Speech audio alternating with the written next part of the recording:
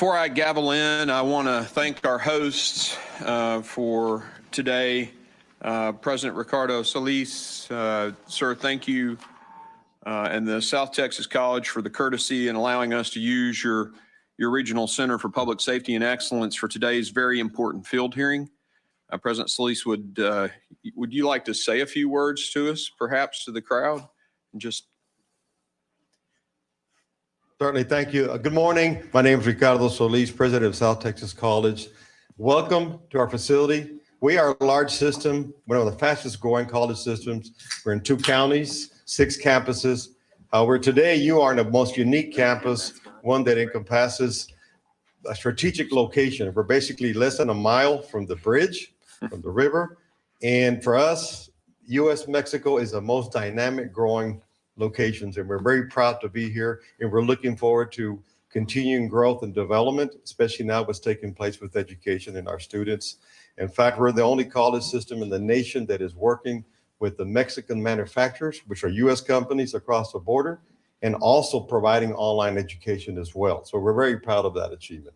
Again, thank you very much. And again, welcome to South Texas College. thank you so much, and thank you for having us.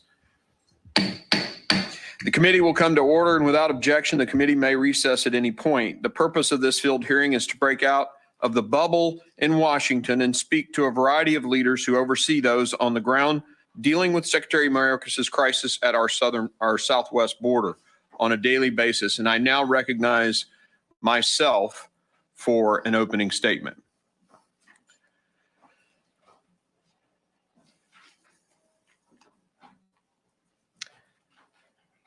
Good morning and welcome to the Committee on Homeland Security's field hearing in Pharr, Texas.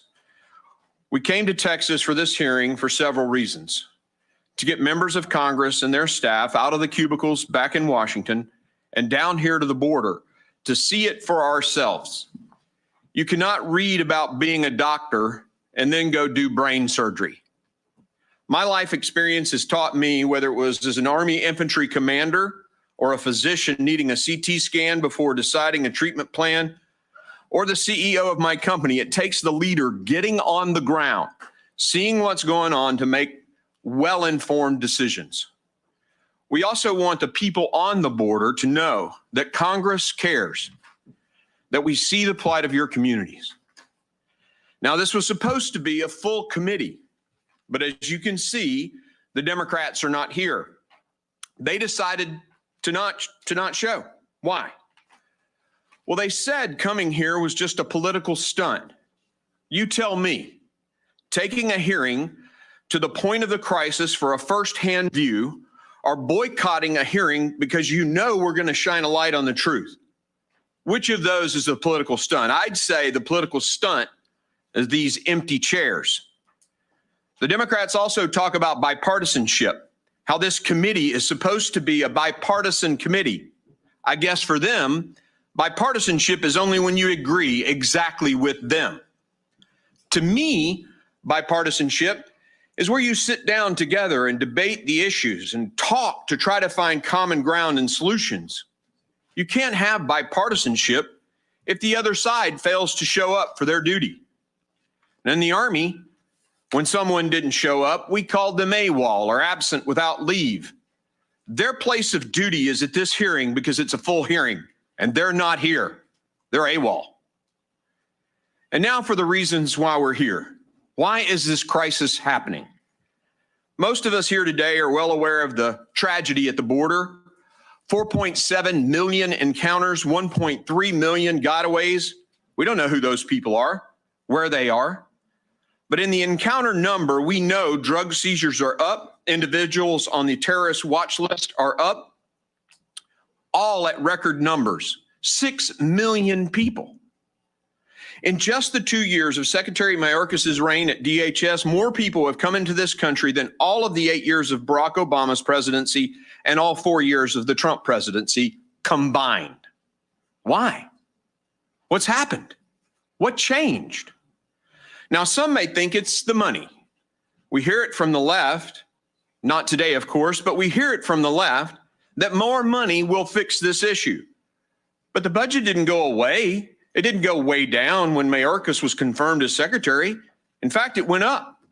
A lack of money didn't cause this massive sudden surge. Some may think it's the numbers of Border Patrol agents. If we only had more agents sitting on the border, this wouldn't happen. Well, when Secretary Mayorkas took over, we didn't suddenly cut the ranks of the Border Patrol. They have roughly the same number as the last administration. So clearly, the size of the Border Patrol is not the reason for the massive surge in people, crime, and drugs. Not that we don't need more Border Patrol agents, and not that we can't put money in certain places. Some say it's technology, the systems. Perhaps it's the wall or the absence of a wall. But in all honesty, we didn't tear any wall down between the administrations. Granted, they stopped the production, but we didn't tear the wall down. Yet the people poured across the southern border, excess of 6 million people. Why? The only thing that changed were 89 successful migration policies implemented by previous administrations. And I mean administrations, plural. Seems like the migrant protection protocols, also known as Remain in Mexico, subversion of the actual laws written by Congress, which required detention, the policies working to deter crossings were offensive to this administration. The companies that actually have the ICE detention contracts, companies like CoreCivic, tell me that they actually have a capacity of 25,000 people, yet ICE is only sending them about 8,000. You'd think that during the middle of a massive surge of people, those detention beds would be at capacity. Why aren't they? They aren't detaining because Mayorkas knows that detention is deterrence. And so they're just processing people in, paroling them right away and sending them into our country. And the phone calls go back to the countries of origin, telling their friends and families, come on, the door is open. The interim final rule is a rule that Secretary Mayorkas is trying to change and actually remove the judiciary branch from the decision-making on asylum. Even though Congress passed the laws many, many years ago that said the judiciary is to be involved. Why would Secretary Mayorkas want to do away with the judiciary? Why would he want to subvert laws written by this body, the Congress? It's because they want more people to come into the country. And now their solution is an app where whomever fills it out just automatically gets parole when they show up at the crossing site. That is in total contravention to what the laws passed by Congress about how people are to enter this country. I can see it now. Some drug cartel coyote, hey, for an additional fee, we'll fill the app out for you. Secretary Mayorkas' budget, a detailed analysis of it shows they're not doing anything to increase Border Patrol in any significant amount or increase technology. All it does is increase the funds, and I'm talking about billions of dollars, to process and ship people all over the United States. That's where they're asking for more money. If you talk to the sector chiefs, they're going to tell you that you can't return people back to their countries because the State Department has not renegotiated the return agreements. Why would the State Department not continue those agreements? It's because they want more people coming here in mass waves. It's clear to me, in violation to the laws written by the United States Congress, passed and signed by previous presidents, this Secretary of DHS wants nothing more than to flood the country with people. And the problem with that is it's empowered the narco human trafficking terrorist cartels. The drug cartels who just captured and killed a couple of Americans and are making billions bringing people into the United States, many of whom, once they're here, have to pay the cartels back with forced criminal labor. The cartels put out advertisements all over the world. $50,000 if you're coming from China, $30,000 if you're coming from Iran, $10,000 to $15,000 if you're coming from Central America. And then they flood those people in mass waves, just like we saw in El Paso this week, compelling the Border Patrol to focus its resources at the ports of entry. To use a military term, the cartels are neutralizing Customs and Border Patrol by forcing them to thin the lines in the rural areas. Then the fentanyl and the nefarious individuals they're trafficking into the United States come across in the rural areas. Let's look at this El Paso mass wave that attempted to come across. It required a massive response from Customs and Border Patrol, concentrating our forces in their diversionary attack. I can only imagine what they snuck around the ports of entry while those agents were blocking the mass waves of people. You should go check out what the Twitter feed actually said, or what the social media post actually said. It was from the cartels. In one sector on our border that is 30 miles long, normally 200 agents patrol that area. It's down to 7 men and women pulling 3 shifts a day to cover 30 miles. Why? Because the agents are moved to other parts of the border where their mass waves are coming. Look at Yuma, great example. And the video cameras placed by ranchers on the border show the cartel members in camouflage outfits wearing carpet shoes and backpacks full of fentanyl, pouring into our country. And those folks aren't counted in the numbers. So why 6 million people now? Why 100,000 dead Americans to drugs like fentanyl? Why massive crime on our border cities and now throughout all cities of this country? Why is every city and every state made into a border state? Because of the decisions, because of the incompetence, and because of the dishonesty of the Department of Homeland Secretary Alejandro Mayorkas. We're here to show the American people why. We're here to find solutions to this problem, despite a president who laughed when talking about a mother who lost 2 children to fentanyl, to a secretary of DHS who seems to be okay with one sector alone, 25 to 30 Chinese nationals being released into the country with verified connections to the Chinese Communist Party and the Chinese Army. That's happening. You'd think with a situation so dire that the Democrats would at least show up for the committee hearing. It's tragic that they aren't. That's the political stunt. You'd think with so many Americans dying as fentanyl pours into our country, as the drug cartels take operational control of our border, that Secretary Mayorkas would come up with something different than an app that further incentivizes people to pour into the country. But no. The failure at the southern border is not about money. It's not about numbers of Border Patrol agents, not about technology, although all of those things are needed, and we can do more and will do more. This massive crisis, this human tragedy, is the result of decisions and the incompetence of this secretary. And I believe our hearing today will begin to show the process of how this has happened and why. I want to take a second before I conclude and thank the men and women of Customs and Border Patrol, and thank our witnesses who are here today. They are doing yeoman's work. And I'm going to take chairman's privilege, members, for just a second. As somebody who's been shot at in combat, I can tell you, who's lost friends in combat, I can tell you I understand a little. I don't understand a lot of it, because you're looking for sometimes a needle in the haystack. Your rules of engagement are significantly different than ours were. But I know what it's like to have the tracer rounds coming at you. And I deeply, deeply appreciate your service and the service of the men and women who work for you. It is impressive what they do every day, despite these unbelievable challenges that have been forced on them. Thank you all for being here. And thank you. That ends my statement. Now, we're pleased to have, and let me say this line that I'm required to say. Other members of the committee are reminded that opening statements may be submitted for the record. We're pleased to have 2 distinguished panels of witnesses before us today. This very important topic. I ask that our first panel of witnesses rise and raise their right hand. Do you solemnly swear that the testimony you will give before this Committee on Homeland Security of the United States House of Representatives will be the truth, the whole truth, and nothing but the truth, so help you God? Thank you. Let the record reflect that the witnesses have answered in the affirmative. I'd like to now formally introduce our first panel of witnesses.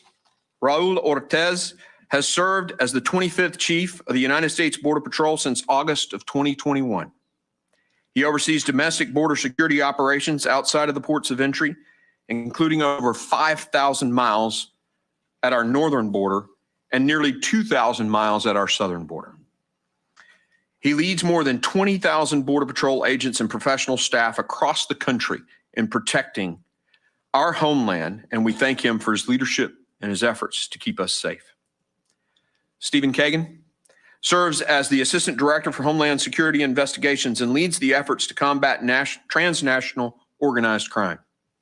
Mr. Cagen has worked on drug and arms trafficking and money laundering operations across our country and in Mexico over the long and accomplished 25-year career. We thank him for his service, and we look forward to your valuable insights today. I thank all of our witnesses for being here today. The witnesses' full statements will appear in the record, of course, as usual, and I now recognize Chief Ortiz for his opening 5-minute statement. Thank you, Chairman and committee members. Thank you for the opportunity to represent the men and women of the United States Border Patrol and speak with you on the critical issue of border security. National security, enforcing our laws, and rescue missions are not just a job. It's our sworn duty to secure our country and protect our communities. I am honored to serve as the 25th Chief of the United States Border Patrol. As a third-generation veteran of the armed forces, I come from a family that was called to serve in uniform. My career spans more than 3 decades, from Border Patrol agent to leadership assignments all along the southwest border, along with 2 tours in Afghanistan and multiple stints in Washington, D.C. While the operational demands of the Border Patrol shifted over the course of my career, one thing remains absolute, which is the dedication, professionalism, courage, and conviction of the men and women of the Border Patrol. Every day that I get to put this uniform on fills me with tremendous pride, and it will remain my greatest honor. It is well documented in the data and covered in the media that the last several years were some of the Border Patrol history. In fiscal year 21, over 1.6 million migrants were encountered. In fiscal year 22, over 2.2 million. And so far this year, we have seen over 900,000 encounters. The migration flow represents challenges and in some areas, a crisis situation. In the past 30 years, I've physically served in almost all the locations that experienced migrant surges, to include San Diego, El Centro, and the Rio Grande Valley in the 90s. Arizona, early 2000s, and again in Rio Grande Valley and Del Rio during the last 10 years. Challenges and crises are nothing new to the Border Patrol, and I'm incredibly proud of our personnel, as well as our many partners. Now, unlike in previous surges, we are seeing traffic, including large groups, spread across multiple locations instead of just 1 or 2 specific sectors. This places a tremendous strain on Border Patrol resources and our operational posture. For a long time, investments to support border security operations have been structured around a 3-legged stool: personnel, infrastructure, and technology. But changing conditions require a 4th leg, which is a processing enterprise. In just the last few years, did we really start to invest in that 4th leg? The processing enterprise is critical in addressing current operational challenges, and we are making significant investments to include Border Patrol processing coordinators, electronic A-file processing, our unified immigration portal, and contract services, allowing agents to return to the field and patrol the border. When traffic shifts rapidly, I cannot adjust operations swiftly. When I reallocate resources and manpower, it comes at a cost to other locations. Today's border environment requires a whole of government solution to include international engagements, resourcing, and consequences, which could be in the form of legislative or policy adjustments. And that is where I ask for your help. We need more options. Before I close, I would like to address 3 issues that I am frequently asked about. First, our Horse Patrol units. As a former Horse Patrol agent, I can attest to how vital Horse Patrol units are in responding to remote and harsh locations. Last year's mass migration event in Del Rio was chaotic. We had over 20,000 people show up in one place in a short period of time. Even so, we were able to provide food, water, and medical care without a single loss of life. I remain proud of the work of our Horse Patrol units and what we did in Del Rio. As the Chief of the Border Patrol, I am ultimately responsible for all operational decisions. To that point, and as a senior field commander during that response, I accepted and continue to accept full responsibility for the actions taken. Second, I am extremely proud of the 190 agents that responded to the horrific mass shooting at Robb Elementary School in Uvalde, Texas. Our agents ultimately made entry into the classroom, engaged the shooter, and provided critical medical care. We were there as a partner to our local and state counterparts and did everything we could to support them. I continue to champion those who demonstrated heroism to preserve life and render aid to that day. Finally, I'm often asked about the morale and well-being of our workforce. You have recognized the tremendous strain and pressure the border security situation has caused our personnel. And we have seen a rise in suicides. Tragically, 17 CBP employees lost their lives to suicide in 2022. I often worry about the well-being of our employees, and I appreciate Congress's support for our resiliency programs. While our mission and our agents continue to be the recipients of negative rhetoric, our resolve has never wavered. As a law enforcement organization, we strive to serve our communities, families, and fellow citizens with pride. Our national strategy is centered around organizational excellence, working with our partners, and building capacity to counter the criminal organizations and cartels operating in the border environment. Again, thank you for this opportunity, and I look forward to your questions, sir.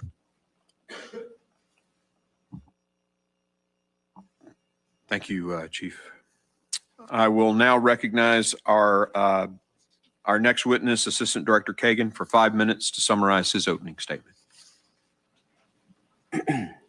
Chairman Green and distinguished members of the Committee of Homeland Security, thank you for the opportunity to appear before you and discuss Homeland Security investigations efforts to disrupt and dismantle transnational criminal organizations. My testimony today will focus on HSI's effort to disrupt transnational criminal organizations at the border and beyond. As the principal investigative component of the Department of Homeland Security, HSI is responsible for investigating and dismantling transnational criminal organizations, or TCOs, responsible for flooding the United States with drugs, fueling the overdose epidemic. To do this, HSI conducts federal criminal investigations at every critical location in the illicit supply chain. Internationally, where TCOs operate and manufacture illicit narcotics. At our nation's physical borders, where smugglers attempt to exploit America's legitimate trade, travel, and financial systems. And in our communities, where criminal organizations earn substantial profits from selling poison to our friends, neighbors, and family members. Criminal organizations in the 21st century do not limit themselves to a single crime. The organizations have evolved beyond just narcotic smuggling and are now involved in associated crimes of weapons trafficking, human smuggling, money laundering, and more, all of which HSI investigates. HSI investigative efforts must be broad in scope to fully identify and dismantle these enterprises. HSI combats TCOs by using unique and broad investigative authorities to enforce over 400 federal laws and target TCOs from multiple investigative angles. This includes stopping TCOs from getting U.S. origin weapons and seizing the money that motivates their crimes. Simply put, HSI attacks the entire illicit network. HSI is a premier law enforcement agency best positioned to attack cartels and TCOs at each phase of the supply chain to inflict maximum damage, resulting in cascading effects against illicit networks. HSI's counter-TCO efforts begin abroad. HSI has the largest international investigative presence within DHS, comprised of hundreds of special agents strategically placed in 93 offices in 56 countries. This includes offices located in Mexico, where the vast majority of fentanyl is produced, and throughout the Asia-Pacific region, where precursor chemicals originate. The effectiveness of our international counter-TCO effort is greatly enhanced by HSI's Transnational Criminal Investigative Units, or TCIUs, which are vetted law enforcement officers and prosecutors who lead some of HSI's most significant extraterritorial investigations and prosecutions targeting TCOs. Disrupting and dismantling the fentanyl and methamphetamine precursor chemical supply chain is an integral element to HSI's approach to stopping the flow of illicit narcotics. Cartels operate on an industrial scale when producing chemicals, and these precursors serve as oxygen the cartels need to manufacture their poison destined for America's streets. HSI is attacking the illicit narcotics supply chain through an intelligence-based counter-narcotics operation that blends traditional investigative and analytical techniques with interagency collaboration, industry partnerships, and computer-based tools to disrupt and dismantle the chemical supply chain. The interdiction of precursor shipments plays a key role in disrupting the TCO's ability to produce a finished product before it even gets to our borders. At our nation's physical borders, HSI works with our DHS partners to combat the illicit TCO movement of illicit goods. As CBP deploys its new technology at the southwest border ports of entry, it will likely increase the number of CBP origin seizures. As a result, HSI will need additional staffing to support complex investigations and prosecutions to dismantle TCO threats to the homeland. Domestically, HSI Border Enforcement Security Task Forces, or BEST, represent one of the agency's premier tools in turning border seizures into TCO toppling investigations. The primary mission of the BEST is to combat the existing emergent TCOs by employing a full range of federal, state, local, tribal, and international law enforcement resources. There are currently 86 BESTs comprised of approximately 1,000 law enforcement officers from over 200 agencies and National Guard units. HSI is dedicated to using its broad and unique authorities to stop illicit drugs at every critical location in the supply chain. Thank you for the opportunity to appear before you and for your continued support of HSI and our enduring effort to attack illicit narcotics supply chains. I look forward to your questions. Thank you, Mr. Cagen. Members will be recognized by order of seniority for 5 minutes of questioning. An additional round of questioning may be able, if we have the time today, after members have all been recognized. I now recognize myself for 5 minutes of questioning. Chief Ortiz, does DHS have operational control of our entire border? No, sir. Okay, thank you for that. I'd like to share it with the American people. This is the actual definition of operational control that is in the code, written into the code well before I came to Congress, the definition, and I appreciate the honesty of Chief Ortiz. Do you think that, let's play a video clip here. I just want to share this question. Will you testify under oath right now? Do we have operational control? Yes or no? Yes, we do. And We have operational control of the borders. Yes, we do. Chief Ortiz, do you think that Secretary Mayorkas is lying there? Sir, when you talk about operational control, about 10 years ago, we used operational control as a measuring stick of our effectiveness along the southwest border. My new strategy is geared towards mission advantage. So I'm asking a very specific question, Yes, and you're kind of describing how the goalpost has been moved because of the mass waves of people that are coming. My question, you heard the secretary, he said we have operational control. That's the definition of Based operational upon the control. definition you have, sir, up there, no. We don't have operational control. No, sir. But is Secretary Mayorkas lying? I didn't see the rest of the testimony there, sir. He was asked if we had question. operational control, and he said yes. I think it's either ignorance which is unacceptable or it's lying. 4.7 million alien encounters, 1.3 million gotaways, a record number of individuals on the terrorist watch list, a record number of criminal alien encounters, a record number of aliens with gang affiliation encounters, a record number of drug seizures. Do these numbers project confidence to the American people that DHS has operational control? I will tell you, I have confidence in the men and women that are executing the mission out there to the best of their ability. I appreciate We've seen across the southwest border 9 sectors, and out of those 9 sectors, 4 of them have significant resources. When you think about the double layer fencing, some of the surveillance technology, and then the amount of agents we deployed.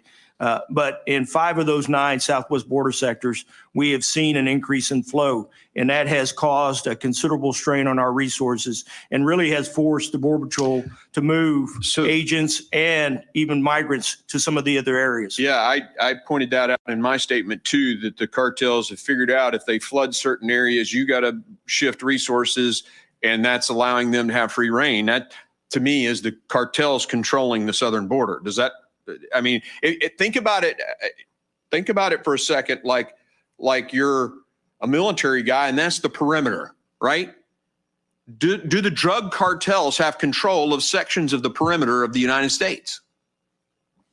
I will tell you that in certain areas, the cartels control an awful lot on the southern border, south of the United States. Our men and women are out there. I just spent the last 3 days here in South Texas patrolling with some of our agents, and they're doing a phenomenal job of responding to traffic that's coming across that border. You and I that plays both, out across the entire southwest border. You and I both deeply respect the men who work for you, and I think they're doing yeoman's work. I've talked to sectors where they're pulling 90 hours a week. These guys are killing themselves. Literally 17 of them have committed suicide because they've been overwhelmed. Why is this huge surge here? What's the cause? What's the difference? You were here under the last administration during COVID, all the excuses that have been given. So what changed?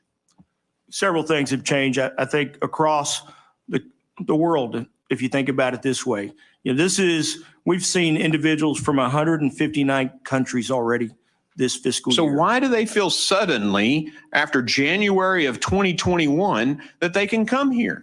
I would think that we have what we call push and pull factors. Some of those push factors are certainly going to be economic conditions in their host countries. Those were there before, yes, Chief. Sir. I mean, they were there before. Hurricanes happened in Central America before. What changed? I think as you look at the U.S.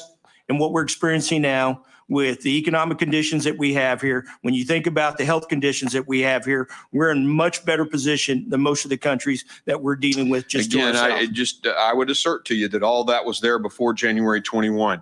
The COVID was there before 2021. The economic challenges were there before 2021. I would submit to you that it's 2 things, and your sector chiefs have told me what they are. One, they're the policies. And those policies came from the promises the president made during his campaign. And 2, the State Department has allowed the return agreements to expire. Not renegotiating those agreements has prevented ICE from being able to send people back. Is that not correct? I will tell you, our inability to repatriate individuals to certain countries is a tremendous challenge for us, and I would agree with that. On the administration. Thank you. I yield. I've taken a little extra time. My apologies to my colleagues. I'll now recognize Mr. Higgins for his comments and questions. Director Cagen, it's good to talk to you, sir. God bless you. I hope you and your family are well. I'm going to talk to you about China and Chinese nationals crossing the border and HSI's involvement regarding those individuals. It's noted that there's an increase in Chinese nationals apprehended at the southwest border, and we know that many of the precursors that are used to create fentanyl are made in China. A lot of fentanyl entering our country originates in China, and now we're seeing an increase in Chinese nationals being captured, which means there's an increase in Chinese nationals that are not being captured. It's been presented to me, it's been posited that the Chinese that are effectively evading law enforcement at the border and entering into our country. Recognize that over the course of the next couple of years, Republicans are going to take very aggressive actions to gain control, operational control of our border, and shut down this wide open trafficking that they're currently enjoying. So it's been posited to me that Chinese nationals that are crossing into our country include scientists that are coming into America to connect with established criminal networks to bring their laboratory, to build laboratories here. Are Chinese nationals, is HSI looking into this? Are Chinese nationals entering America illegally to connect with established criminal networks and bring their laboratory capabilities here into the continental United States because they know the day is coming where we'll have a Republican president and we'll regain control of the border? Representative Higgins, thank you very much for the question. Good to see you as well. As it pertains to the human smuggling of Chinese nationals and the narcotic side of it, our investigations, as you know, we're an investigative agency. Our investigations and intelligence show that those are two separate situations. We see when it comes to China, that's the beginning of the illicit supply chain of fentanyl. We know, we don't have the visibility that we need, of course, into China, but as an investigative agency, we have the visibility of precursor chemicals as they leave Chinese ports to venture across the water into Mexico. Eventually, those precursors will end up in Mexican labs where the actual pills are produced. That's what HSI does. That's where we are strong, and that's where we're critical to this entire supply chain, which is attacking the supply chain at those critical nodes. We can stop the container ships full. I mean, we're talking container ships. We've seized, I believe it's a little bit over 3.3 million pounds of precursor chemicals coming from China, entering into Mexico. When those precursors enter into Mexico, what we do is try to stop them from getting into the labs in Mexico where it's synthesized, right? That's where the drugs are produced. That's where the cartels are producing it. We utilize our transnational criminal investigative units, which we have a very robust and strong criminal investigative unit in Mexico. Mexican prosecutors, Mexican officials working with us. As I've said multiple times in open hearings, they're working on behalf of the American people. So what we utilize is their efforts, intelligence community and our efforts in order to stop these drugs from coming into the United States and push our borders out to try to alleviate the pressure on our DHS partners and friends so they're not feeling so much of the fentanyl coming in. But to answer your question, we do not see the link investigatively or intelligence right now of the human smuggling aspect as it pertains to the fentanyl coming in from China. We'll talk further about that in person. Mr. Chairman, I don't see a clock here. How much time? right here. All right, Chief, it's good to see you again, sir. God bless you. Hope you and your family are well. These are difficult times that we face to enforce the laws of our land as we've sworn an oath to do so. And you're at the point of that spear, and to a great deal, you're held responsible. And I think you're a responsible man. I would like to, in my remaining no time, just answer this question regarding commands that are coming down from Secretary Mayorkas. It's come to our attention that many commands that ultimately arrive at the field level don't have much of a paper trail. They've been communicated verbally. You could speak to that. And how does that relate to our aerostat techs? Why are the aerostats down? That's a DOD cooperative operation. They worked. Why are they down? I was told in January they were being pulled down for the first quarter. I'll give you a real quick 30 seconds, Chief, to answer that. Sorry. Thank you, Chairman, and good to see you again, Mr. Higgins. I will tell you that with respect to the chain of command, both ICE, myself, and our DHS partners meet quite regularly with the department, more specifically with the secretary. We have constant conversations and dialogue about ongoing operations, and certainly he's made multiple trips down to the southwest border. So I do appreciate the level of support I get from both our Commissioner, Troy Miller, and Secretary Mayorkas with respect to some of my requests on capacity building and making adjustments to our operations in the field. With respect to the aerostats, that's a very expensive program, $4.6 million for each one of those aerostats. We have 4 of them deployed here in South Texas. They're doing a phenomenal job. We are looking at alternatives to be able to use similar like technology that may be less expensive.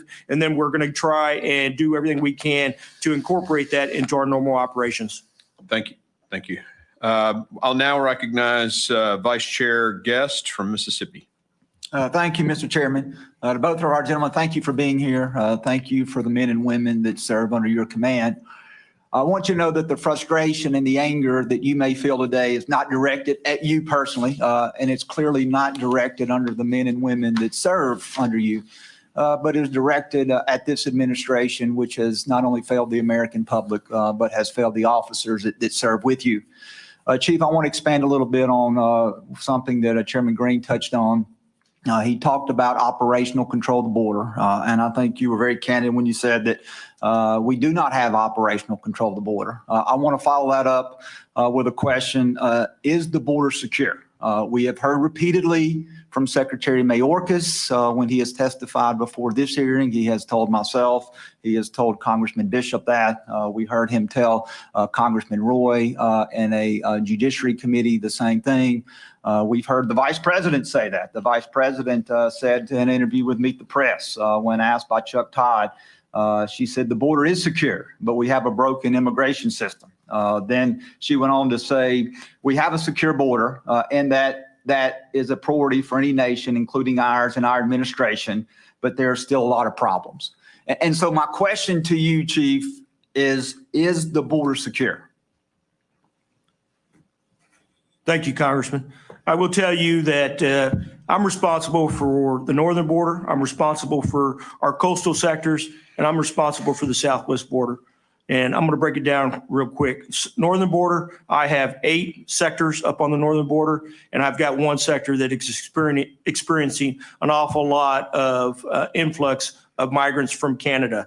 I went to Ottawa, Canada about 4 weeks ago, met with my RCMP partners, and we're addressing that threat. I've got 25 additional agents deployed up there. And at one point, I had 854 officers deployed from the northern border to the southern border to help with the situation that we were encountering. I no longer have to do that. Out in our coastal sectors, I've got tremendous. And don't want to cut you off, Chief, but my time is the southern border secure. I'm not worried about the northern border. Let's talk strictly about the southern border. Is your testimony that it is secure or is not secure? When you look at the southwest border, I have 9 southwest border sectors from San Diego to here, South Texas, Rio Grande Valley. Out of the 9 southwest border sectors, I feel like the men and women are doing a phenomenal job in 4 of them with respect to the amount of flow and the processing that we are encountering on a daily basis. 5 of those southwest border sectors are experiencing a higher level of flow than we have seen previously. And that creates some unique challenges for us, and it puts a strain on the overall immigration system, not just for myself, but for our partner agencies, for our sheriff's departments, police departments. And so I have to move resources into those 5 southwest border sectors, and that forces me to make some adjustments across the entire 2,000 miles of the southwest border. All right, so I'm taking it then as your testimony that 5 of the 9 sectors on the southwest border are not currently secure. Let me ask you if you would agree with this statement. This is a statement that Colonel McGraw with the Texas Department of Public Safety, he will be testifying in the second panel. I'm sure you know him well and you work very closely with him. He, in his written statement, said that it is the assessment of the Texas Department of Public Safety that the most significant public safety and homeland security threat to Texas and our nation is an unsecured border with Mexico. He goes on to say, and again, this is not directed at your men individually, but more at the administration, the federal government has failed to do its constitutional duty and secure the border. This failure comes at the detriment of our citizens and the benefit of the Mexican cartels. And of course, we have seen Mexican cartels become extremely active in human trafficking and drug smuggling. We saw the Gulf cartel kill 2 Americans, shot another just recently south of Brownsville. Of course, we saw very disturbing images this week of the mass surge there at the El Paso port of entry, where I believe there were roughly 1,000 immigrants who tried to surge into the United States. And so my question is, do you agree with the statement of Colonel McGraw when he talks about that this is a public safety threat and a threat to Homeland Security? Yes, sir. I do agree with Colonel McCraw. I have an excellent relationship with the state of Texas. We continue to work those partnerships, both with our sheriffs, our police departments here in Texas and across the southwest border. I will tell you this, though, when you think about a secure border, right now we're experiencing about 4,800 apprehensions a day in a 24-hour period. Our agents are doing a phenomenal job across the entire southwest border managing that. I'm not having to decompress flights like I was having to do 3 and 4 months ago. We're able to repatriate more individuals to their host country now than we ever have. 31 flights last week, 35 flights this week. We need to continue these consequences in order to affect the right response and the right effect across these border situations. And Chief, I know I'm out of time, but you and I were in a hearing in D.C. on Tuesday. With us was an admiral from the Coast Guard.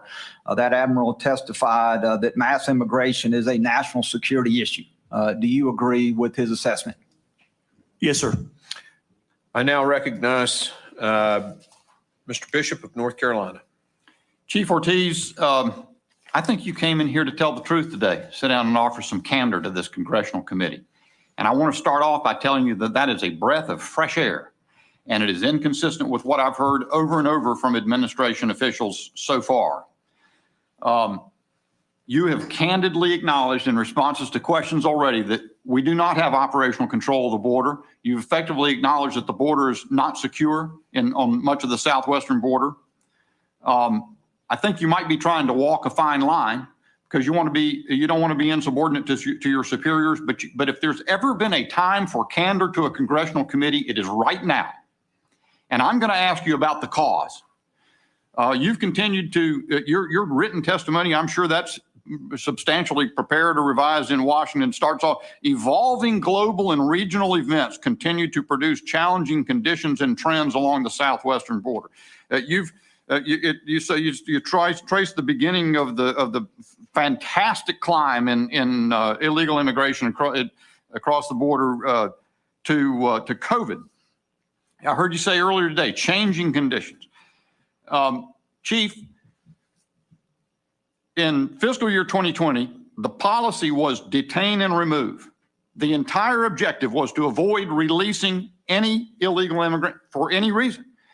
In 2021, Secretary Mayorkas, the new administration, gutted all of those policies. MPP, safe third countries, family detention, asylum bars, T-42 for minors, etc.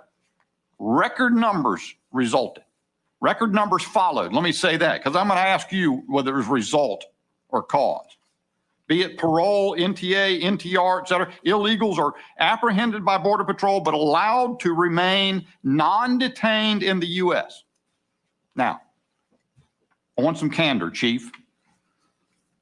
Do you acknowledge, as the Chief of the Border Patrol, that the driver of the crisis that you have described, of this dramatic change in flow, the policy is the policy of this administration to release instead of detain or remove illegal immigrants? That's my question.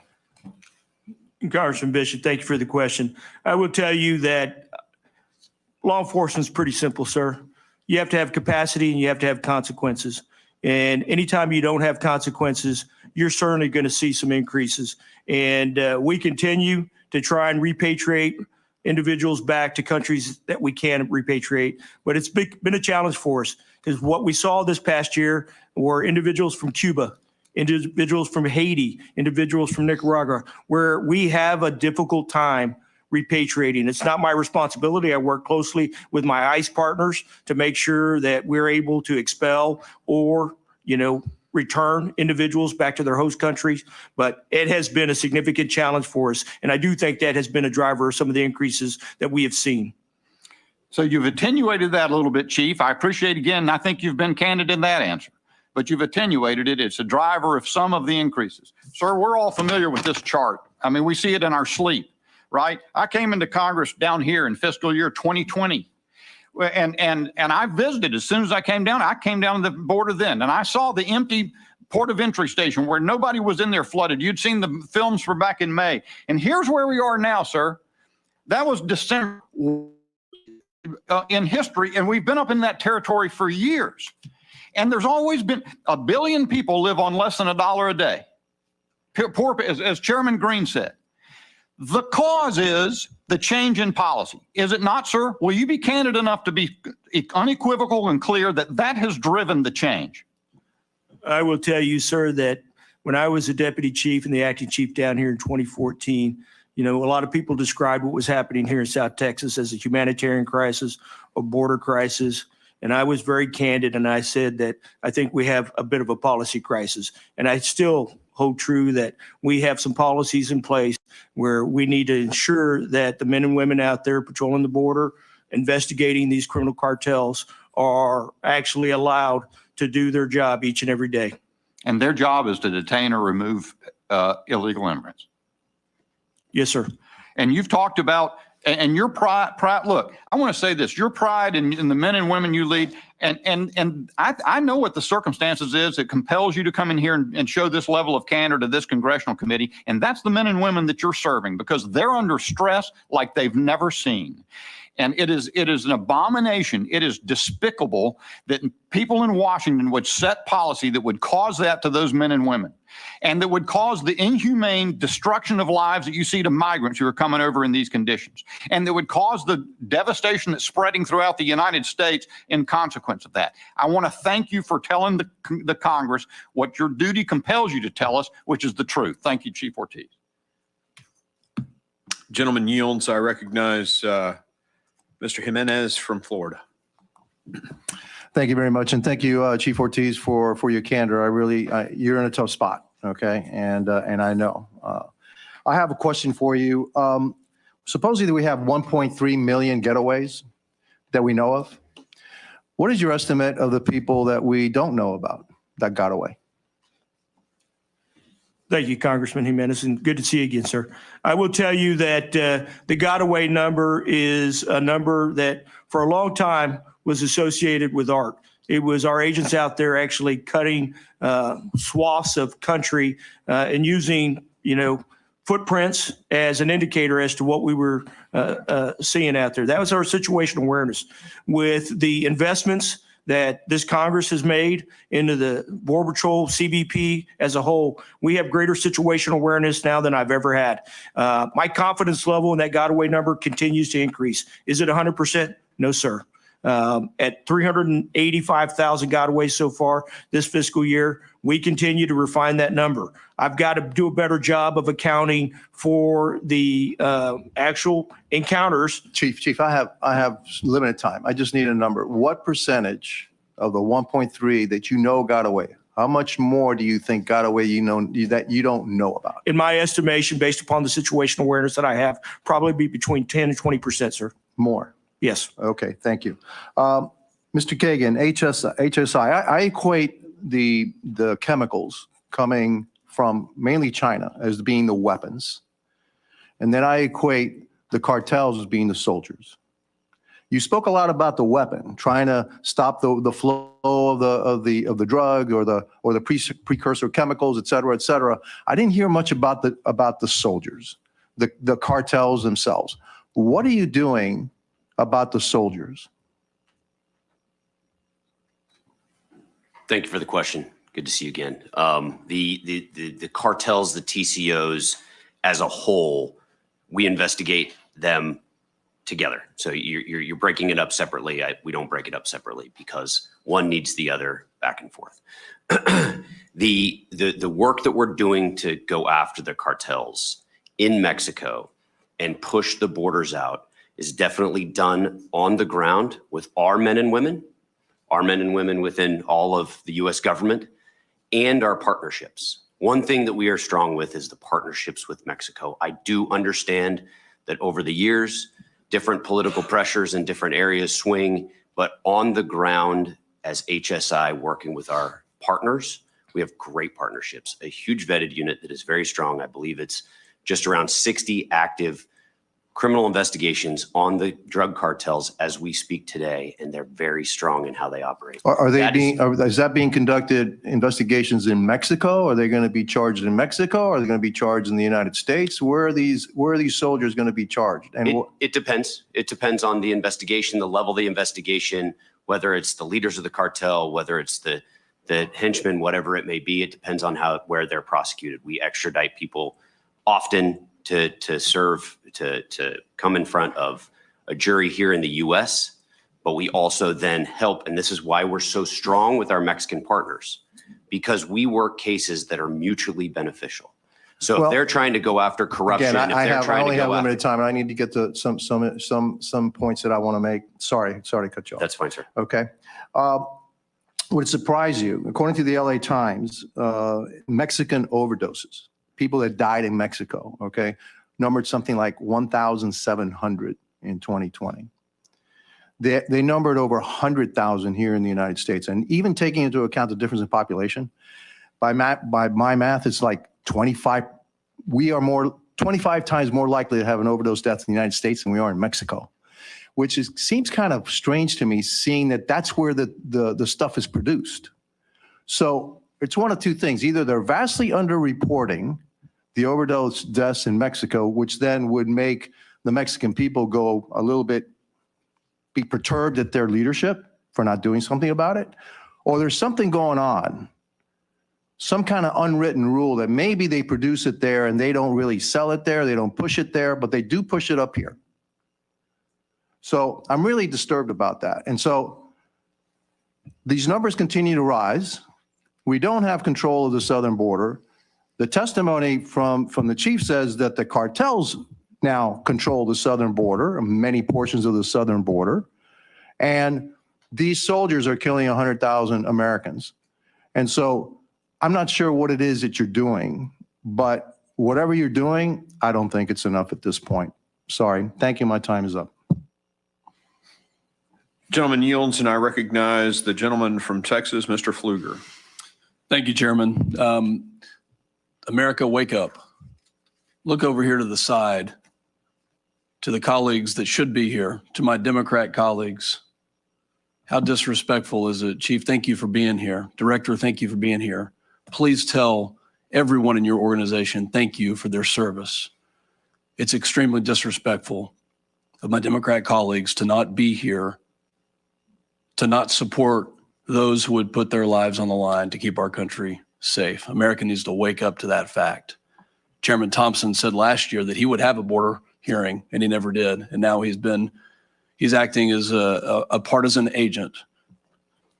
Chief Ortiz, we were in Del Rio under that bridge together with the 20,000 Haitian migrants. We've been in El Paso together. We've been here together.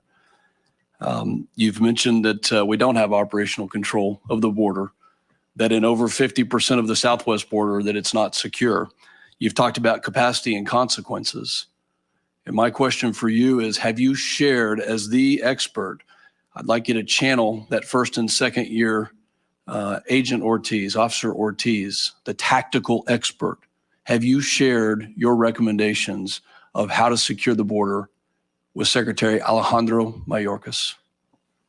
I would tell you that the secretary and I have candid conversations about what's happening on the southwest border, and we are exploring every opportunity to make sure that we continue to add capacity for the men and women out there. So to answer your question, yes, I have shared my operational experiences from the last 32 years with the secretary. So one of those has been consequences. Every agent that I talk to, hundreds of agents that work within CBP, have mentioned that they don't believe that there are consequences, that they don't believe. And you've mentioned the repatriation flights. Is the secretary listening to your recommendations? Because it certainly appears that that's not happening.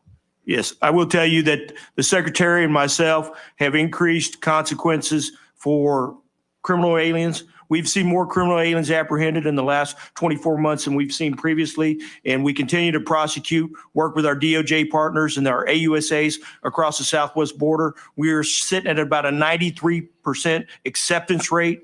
Certainly not enough. We need to add more capacity. We need to have more assistant U.S. attorneys. We need to have more prosecutions agents so we can ensure that we instill those consequences that you described. But I will say that we have increased the level of prosecutions across the southwest border in the neighborhood of about 35%. And so that needs to continue, sir.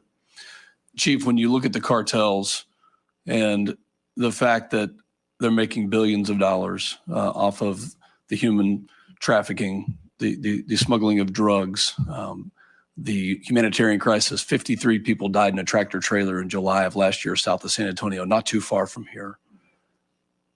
Do you believe that the cartels are acting as a terrorist organization? Whether they're acting as a terrorist organization or a criminal organization, I think that the Border Patrol, CBP, DHS, all of our partner agencies need to concentrate their efforts against the cartels because they certainly are working both in the human trafficking arena as well as the narcotics trafficking arena. And we recognize that they have expanded their capabilities immensely. And so I think it's got to be a whole of government approach. And for me, they are criminals. They are 100% criminal organizations. Do you believe that we are acting as a whole of government approach to prevent the cartels from what they're doing? I will tell you from a law enforcement perspective, we've got tremendous partnerships and we're going to continue to do that. Once again, I believe it's a capacity issue. We need more officers on the front lines. Do you think we can do more? Yes, sir. Director Cagen, you've seized 3.3 million pounds of precursor chemicals. How much money have the cartels profited as a result of shipping that fentanyl? I'm looking at several sheriffs behind you from my district who are experiencing the trauma, the chaos from fentanyl in our own communities. How much money are the cartels making year in and year out? I don't have the specific answer for you, but we have a fentanyl problem and we need to fix it. And how do we fix that problem? I agree with the chief. More capacity building, more people on the border to secure the border, as well as more investigative efforts. We have to surge our resources to the border, which is what we do, and we have done it for years. Operation Expanded Impact is HSI's framework that we utilize to surge resources to the border in times like this. But it hits a point where there's so drugs coming across and humans coming across that we need more resources on the border, especially when I mentioned that CBP Office of Field Operations is going to increase their non-inspection capabilities. It's only going to create more responses to the ports of entry, more investigations, which is more resources that HSI will need in order to combat and investigate these transnational criminal organizations. Thank you, Chairman. My time has expired. You'll back. Gentleman yields. The chair recognizes Ms. Green from Georgia. Thank you, Mr. Chairman. Thank you, Chief Ortiz, for being here today. Thank you, Mr. Cagen. I appreciate the jobs that you do, as well as the men and women that work under you. They have very difficult jobs, and we are so appreciative of them. But I'm going to be very honest with both of you. After listening to all of this, I am so angry. I cannot believe the incredible failure of our federal government and to the American people. And also to the Border Patrol agents, ICE agents, the jobs that they do and how incredibly difficult their jobs are based on the failed policies that they are forced to operate under. It is absurd. I live in Georgia. My state is not a border state, but let me inform you of some of the things that we're dealing with. Here in Georgia, fentanyl-involved deaths has increased by over 230% since Biden has taken office. In my district alone, we have had fentanyl-involved deaths increase by over 350%. I can tell you right now, the policies do not work. And we are sick and tired of our young people dying, our emergency responders getting poisoned by fentanyl. This is unacceptable. Chief Ortiz, are you aware that there was an explosive device found by Border Patrol agents on January 17th in an area called No Man's Land, and there's surveillance of who put it there? And guess what? It wasn't Americans, it was cartels. Are you aware of that? Thank you, Congresswoman, and good to see you again. I will tell you that some of this information that I receive in a confidential skiff, so I'm going to be a little hesitant of briefing what I know and what I don't know with respect to some of those, an event like that.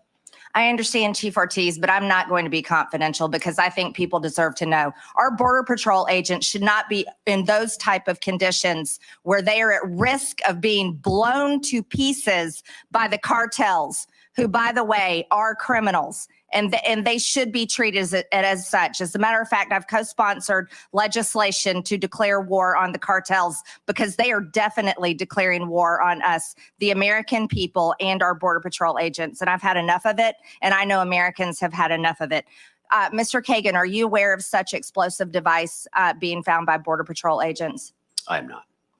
Mr. Cagen, since you have to deal greatly in all the horrific drugs that are poisoning Americans every day, let's talk about kids for a little bit. We were just told this morning that kids aged 13 to 17 are being recruited by the cartels, dangerous cartels, even MS-13. And they are being used to smuggle drugs, traffic drugs into our country, having it taped across their bodies. They're also recruited because many of them have U.S. citizenship because they've come in our country, and they're used to drive and smuggle humans and drugs back and forth across our border. Can you elaborate on that? Thank you, and good to see you as well. The cartels are very good, and transnational criminal organizations are very good at going after vulnerable populations.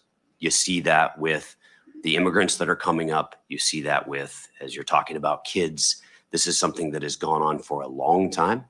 I worked in Mexico for 4 years.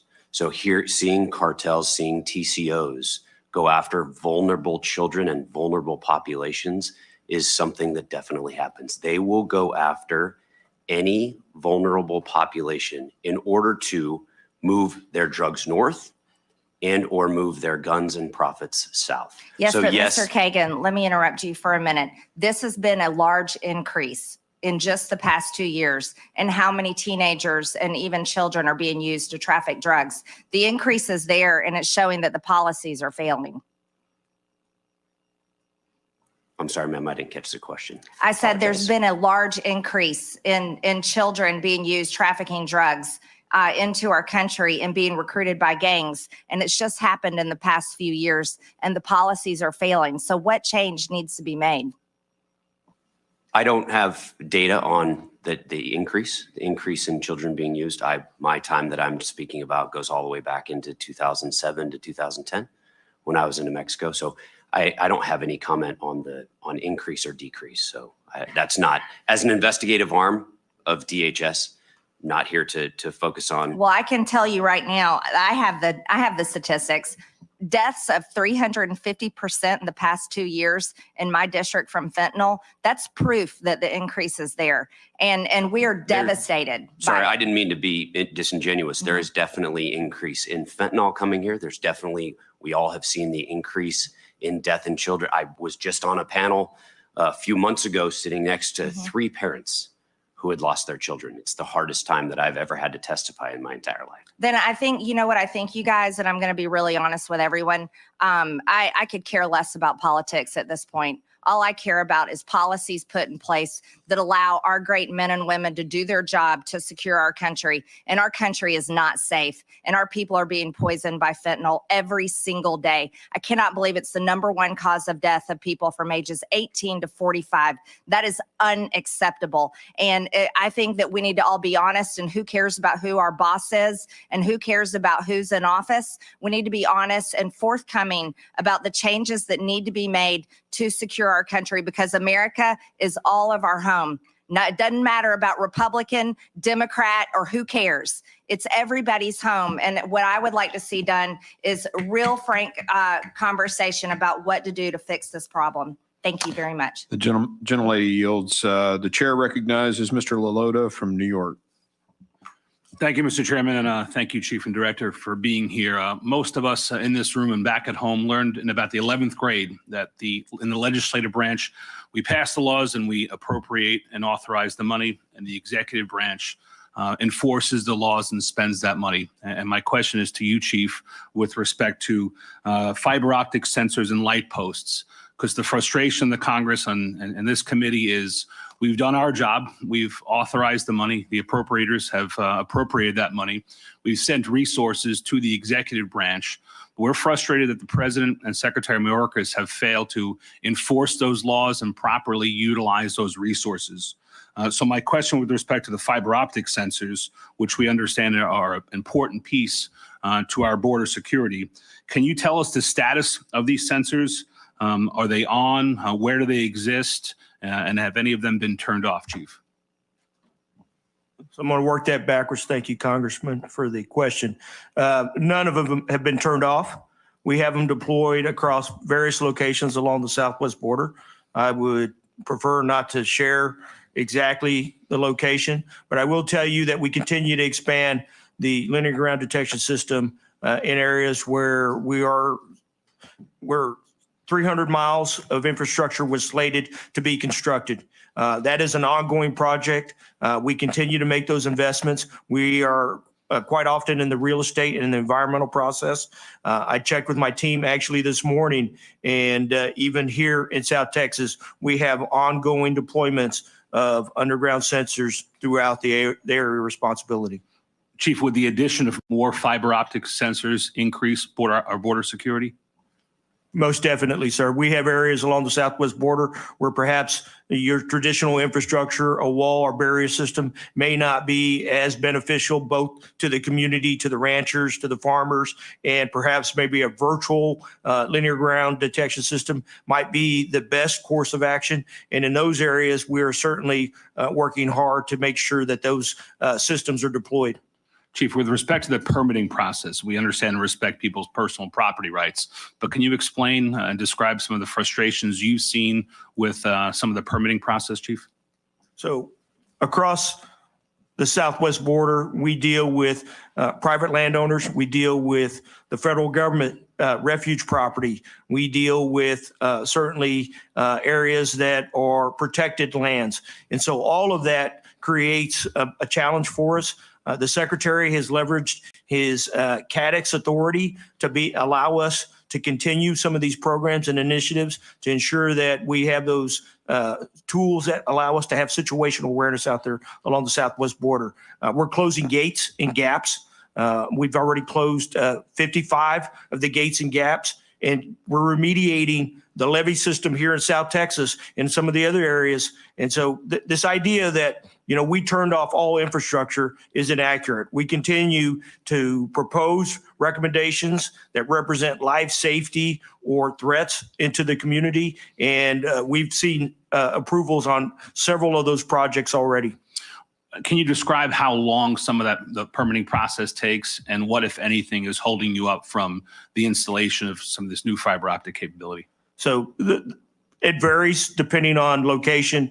What we've seen here in South Texas, some of the records, the real estate and who owns the property are sometimes go back multiple generations. And so that becomes a tremendous challenge for our real estate experts. And then in some other areas, it moves quite rapidly. So it just varies depending on location. And I will tell you that in the last 24 months, 36 months that I've been up at Washington, D.C., I can continue to push the infrastructure program as well as the underground detection system, because I do think it is probably the wave of the future.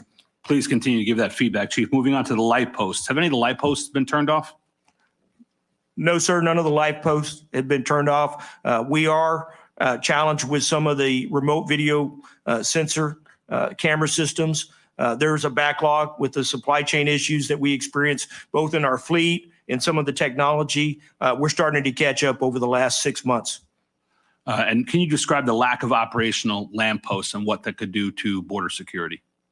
So the inability to have situation awareness, to not have the border areas lit up or have camera systems deployed, really decreases my confidence in the got away number. And so we want to maintain as much situational awareness out in that border environment. And all of those are tools that we leverage in every sector along the southwest border. Thanks, Chief. Chairman, I yield. The gentleman yields. I now recognize Ms. Lee from Florida. Thank you, Mr. Chairman. Last week, a federal judge in the Northern District of Florida, Kent Wetherill, ruled that the Biden administration's policy of parole and alternatives to detention is unlawful. The judge stated in part that the administration had effectively turned the southwest border into a meaningless line in the sand and little more than a speed bump for aliens flooding into the country. Chief Ortiz, my question for you is this. Were you aware of Judge Wetherill's ruling and his conclusion about that parole and alternatives to detention policy? Congresswoman Lee, thank you for the question. And yes, I am aware. I was deposed for that case. And then on January 10th, I was in testimony before the judge in Florida. So I was aware of his final ruling last week. To this point, have any of the policies related to parole and alternatives to detention been modified or adjusted in light of the court's ruling?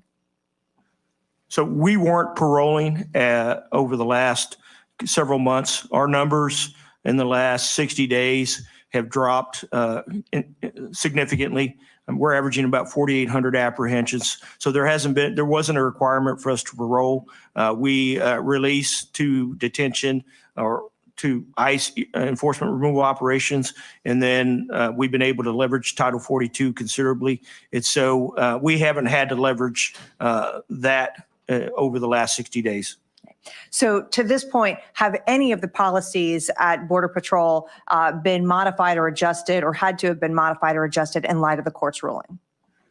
In light of the court's ruling, what we did is we informed all sectors that they were not to parole individuals outside of a specific individual case for a humanitarian reason, or if somebody was a material witness in a human trafficking case. And to your knowledge, are there any plans to make further modifications, or do you feel like the changes that have been made so far are adequate? I think the changes that have been made so far are adequate, ma'am. I'd like to return to the discussion of infrastructure. And specifically, we know that during this administration, the border wall itself, construction on the border wall itself was halted. Did that halting of construction include shutting off other technology installations like lighting and roads and other things attendant to that construction? Yeah, the proposed requirement of 750 miles of border wall infrastructure included roads, lighting, and camera systems. We currently have about 450 miles of border wall constructed along the southwest border. We had some projects that were midway through the construction process. And so what we have done is looked at all of those projects individually and have submitted a request to the secretary to have approval to continue those projects. He has granted approval in, I believe, 29 of those projects already. And we have an additional slate of projects that we're going to be presenting to him and others to make sure that we can try and get those approved as quickly as possible. So would it be accurate to say that completion of the wall and those attendant structures, the lights, the roads, the things you described, would be helpful to you and the agents who are out there and performing your job? Yes, ma'am. One of the things that the Secretary and I firmly agree on, that infrastructure is important to securing the southwest border. Thank you. And with that, I'd like to turn to ports of entry and a discussion there. So is it accurate to say that drug cartels are operating both at ports of entry and then also coming across the border and operating through places that are not designated ports of entry? With respect to narcotics, what we've seen this fiscal year is 101% increase in fentanyl seizures in between the ports of entry. So far, 1,117 pounds of fentanyl have been seized by our Border Patrol agents in between the ports of entry. Secretary directed us 2 weeks ago to start a fentanyl-driven operation, not just the Border Patrol, but our field operations officers at our ports of entry, and to include our ICE investigators. And we are partnering with DEA to take the fight to the cartels, specifically in certain locations. And so this is a priority for us. And I'm excited that we're going to be able to show some significant results based upon adding additional resources in certain areas. Thank you, Chief. And with that, my time has expired. Mr. Chairman, I yield back. The gentlelady yields. I now recognize the gentleman from Texas, Mr. Luttrell. Thank you, Mr. Chairman. Chief Ortiz, thank you for your service. Mr. Cagen, you as well. Chief, are you a direct report to Secretary Mayorkas? There is a commissioner and a deputy commissioner in between the secretary and myself. Do you communicate with them often? I communicate often with the secretary, several times a week, sir. So I want to piggyback off of what Ms. Green said, because we were just read in on this explosive device that was discovered by one of your Border Patrol agents. Now, obviously, sir, you're aware of this. How is it that you are not? Because as the investigative arm of the department, we're focused on investigating TCOs, and the intelligence shared between our two agencies is robust. It happens all the time. We're not actively. Here's my issue. This is one of the issues I see between and I respect everything that both of you do in every way that works for you. But the breakdown of communication and the silos that we work in is what's detrimental to this country right now. And if there is an explosive device, if the cartels are using explosive device against our agents, that changes the narrative. So can I answer my job as the assistant director over countering transnational organized crime is not domestic operations. Our domestic operations folks that work in the field day in and day out are the ones that communicate with the Border Patrol. I'm saying, me personally, I do not know. I can get back to you and let you know whether HSI as a whole knows and our domestic operations knows. So I just wanted to clarify that. Thank you. So I would assume that the two individuals that you report to, sir, have reported to Secretary Mayorkas about this explosive device, which tells me that Mayorkas has reported this to the president, and nothing has been said or done to the American public, and Congress had no idea this was going on. Now, if this is the case, and we're surging money, billions, hundreds of billions of dollars across the seas to secure everybody else, and we're not doing anything here in my state, in our southern border, that's a problem, because that means that they're lying to us. Response? I will tell you that if there's a significant event along the southwest border, whether it's a significant seizure or an arrest, I'm not talking about drugs anymore. I'm talking about explosives.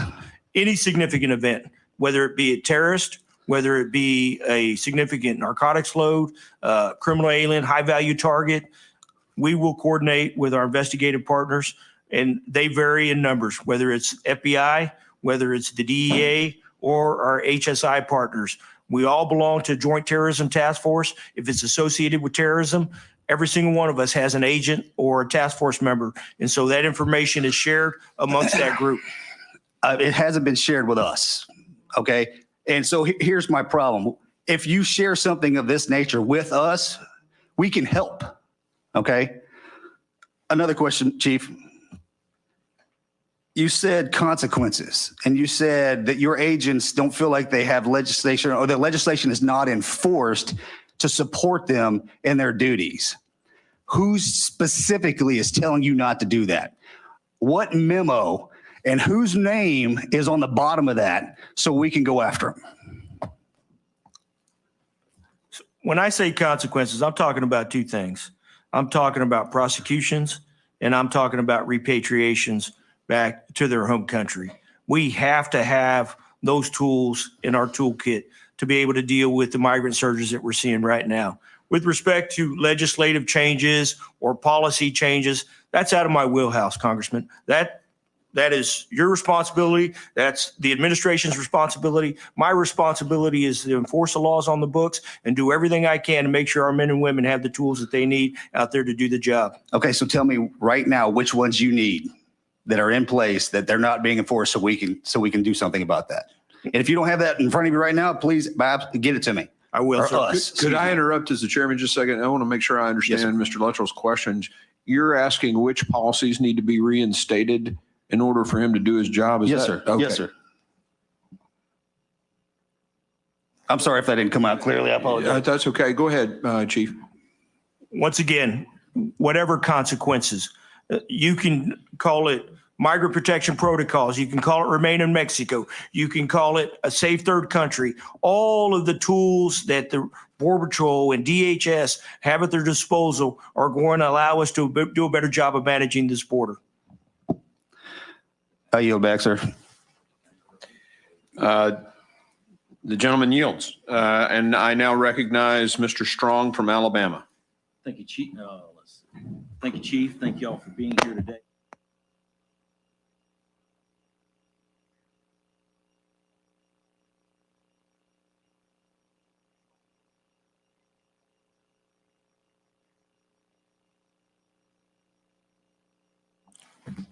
Not that I'm aware of, sir.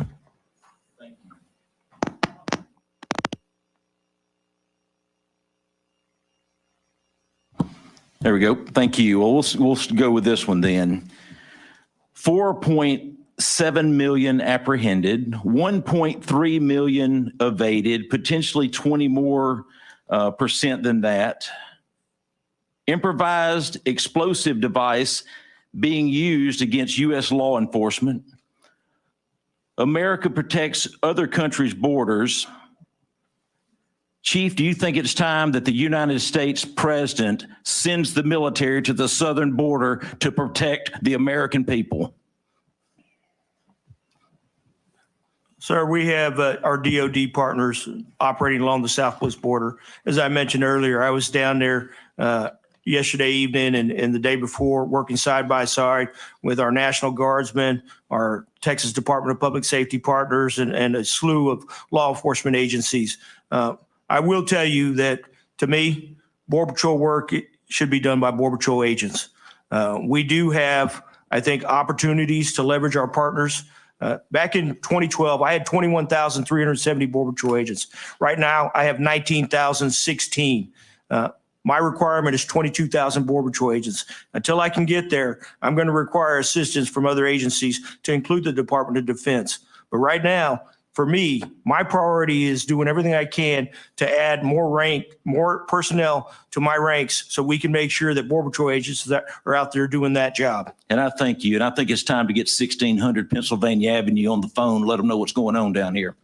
I also would like to ask you, Mr. Cagen, your office is responsible for leading efforts to counter transnational crimes. This includes combating drugs, illegal weapons, and money laundering.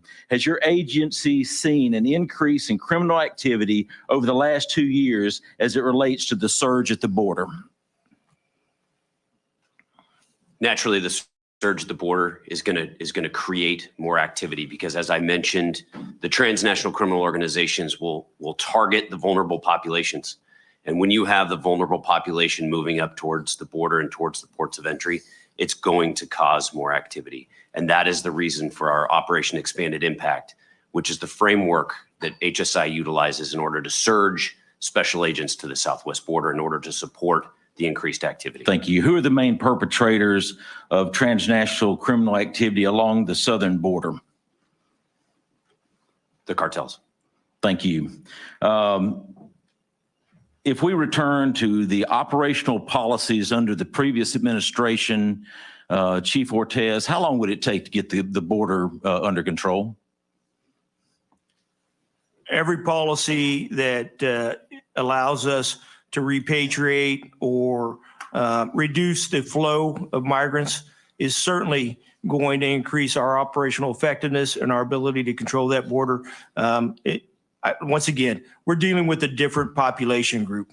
I think it's going to be a real challenge for us to repatriate some folks from Cuba, Haiti, Nicaragua. So we have to make sure that we have a tool for those populations, not just folks from Central America or Mexico. Thank you. There's people out there that can talk about him all they want, but Donald Trump kept our country safe. Under the Trump administration, ICE air was fueled up 24/7, and those that came to the United States illegally were detained and removed to their country of origin immediately, and not turned loose and asked to come to a hearing months later. They're coming from Mexico. They're coming from Guatemala, El Salvador, Ecuador, Colombia, Cuba, Haiti, Iran, and they're coming from China too. Our country is under attack. America is being invaded. No American is safe.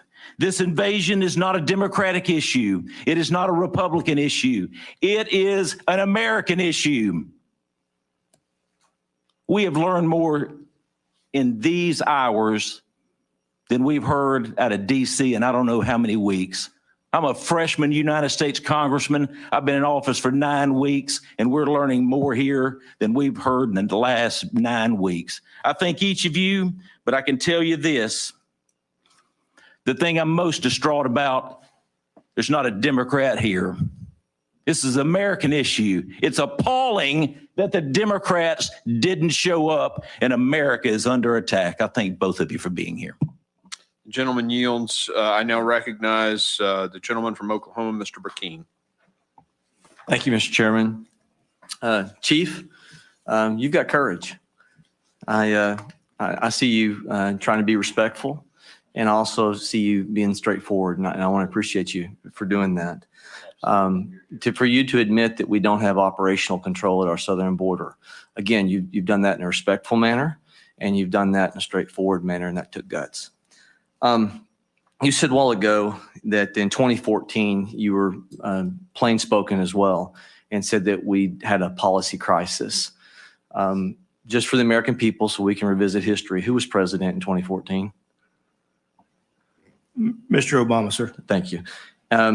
Did we have a policy crisis soon after, from 2016 to 2020, during the Trump administration? I will tell you that in 2019, when I was deputy chief here, we had a family unit crisis. And so to me, I thought that at that time we had some vulnerabilities, and we addressed that relatively quickly. So if I understand you correctly, there was quick action during the 2016 to 2020 timeframe to address the areas that you saw as needing improvement. I'm not sure I actually agree with how we did it. Separating families was a significant challenge for our organization. And I will tell you that, once again, there's got to be another way to solve some of the issues that we're faced with right now. Did you feel like we had operational control from 2016 to 2020 of the southern border? There were times, and there were certain locations where the effectiveness rate of our southwest border was above 90%, 85%. And in those areas, I had extreme confidence of what was happening along the southwest border. That's great. I appreciate your response on that. 90% is much better than what we heard a while ago of 5 sectors lacking operational control out of 9 on the southern border. You mentioned consequences. I'm grateful for you for using that word. It seems like a word that's missing in public dialogue on this. And so Title 42, our president is expected to let that lapse come the month of May. Would you support finding alternative means to continue Title 42, whether it's the 18 to 45 age frame leading cause of death that's caused 70,000 overdoses last year? Would you support continuance of a measure, health emergency, even if it had to be fentanyl based, to continue the protocol of sending people back to their country of origin? Any tool or resource that allows law enforcement personnel to repatriate or affect some sort of consequence on individuals that we encounter is going to be a useful tool. Yes, sir. Do you support the Remain in Mexico policy? I support any policy that's going to allow us to repatriate individuals back to their home country. You also said earlier that you and Secretary Mayorkas agreed, quote, infrastructure is important. Secretary Mayorkas and I agree on this. The wall and physical barriers. Our president of the United States in 2016 as a United States Senator voted for the Secure Fence Act. As a United States, at the time, Democrats and Republicans believed in physical barriers. Do you support the concept of construction of physical barriers like a wall? And do you believe they're effectual for the manpower element that they allow you and your Border Patrol agents to then reallocate elsewhere? Congressman, I do not believe in a wall from sea to shining sea, but I do believe in infrastructure and barrier systems in concentrated areas, especially urban areas. That's always been our practice from 2006 when I was an agent in charge in West Texas to now. But I also don't agree that we should tear down perfectly good barrier system to install something that is, based upon requirements that we developed over the last few years. We tore down perfectly good infrastructure system in some areas that we should have been just left alone. Del Rio was a perfect example of that. So under the prior administration, we had 200 plus a wall that was appropriated, and the President of the United States, President Biden, by executive order, shut that down. Do you disagree with his decision to shut down the construction? Yes, sir. And my last question, we have a Mobile One app that's coming online. It's being utilized. Do you believe all that is doing is the Mobile One app leading to more utilization of consequences or less utilization of consequences?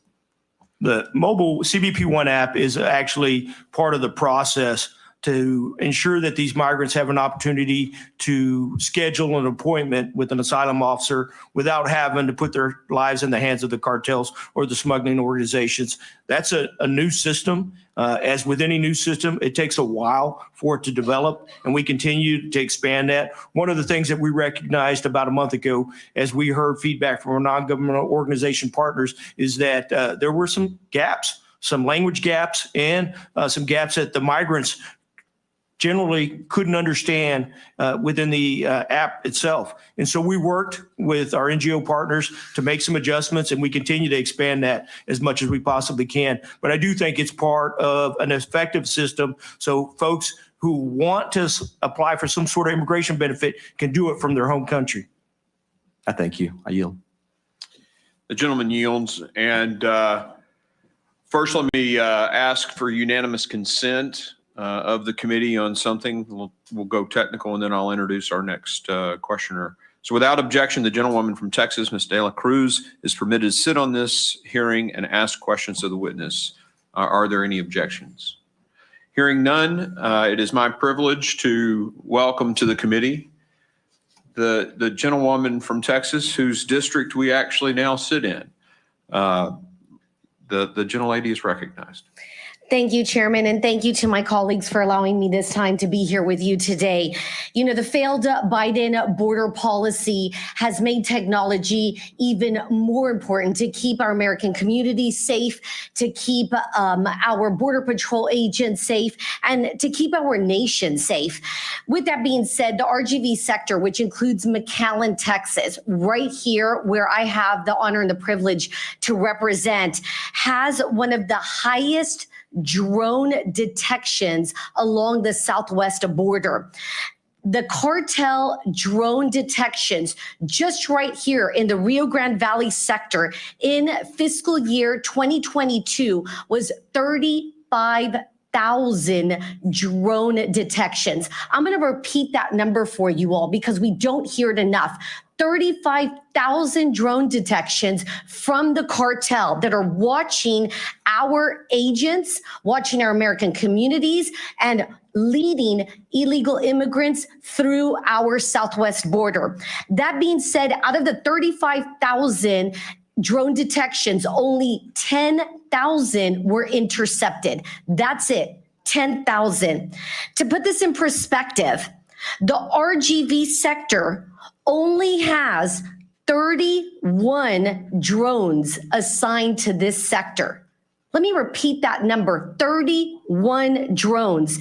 And out of those 31, only 18 are actually operational and assigned. The others are down due to maintenance and other issues. So while the cartel have an abundance of resources and have unlimited money to be here on our border, the RGV sector, our agents, our chief are only left with 31 drones to intercept this.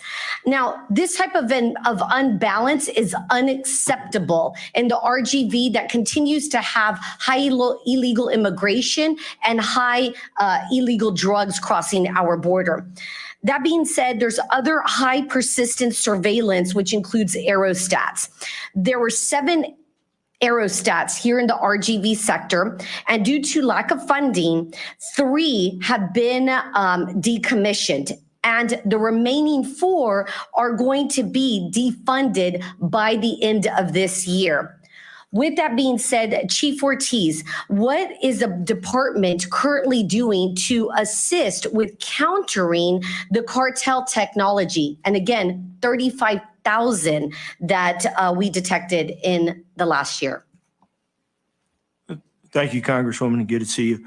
I will tell you that technology is probably a priority, or no, definitely is a priority for myself and my leadership. Whether it's South Texas or whether it's Arizona, the SUAS issue, as you know, cartels have deep pockets. They don't have to worry about policy. I have to worry about policy. We have 201 small UAS systems deployed throughout the country, and I intend to continue to expand that at great levels over the next 24 months. We have a counter UAS program, as you might be familiar with, and we continue to expand that because we recognize that the cartels have become awfully sophisticated, and a smuggler no longer has to leave the Mexican side to smuggle a group of migrants or narcotics across the border. He can do it virtually via a phone app and a SUAS.